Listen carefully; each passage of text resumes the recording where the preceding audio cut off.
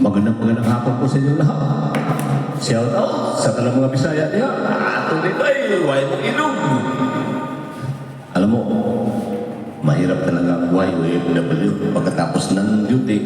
Wala na ito talagang libangan. Ito na lang, kanta-kanta na lang. Kaya ididikit ko yung kanta na ito para sa inyo lahat.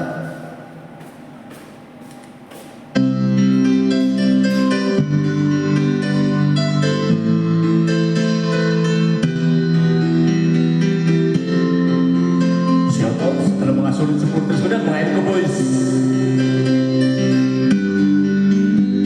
Mahal, tandaan mo lahat ng sasabihin ko.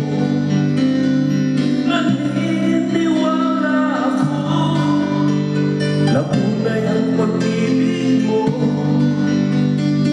Huwag lang pansinin ang nasa paligid mo.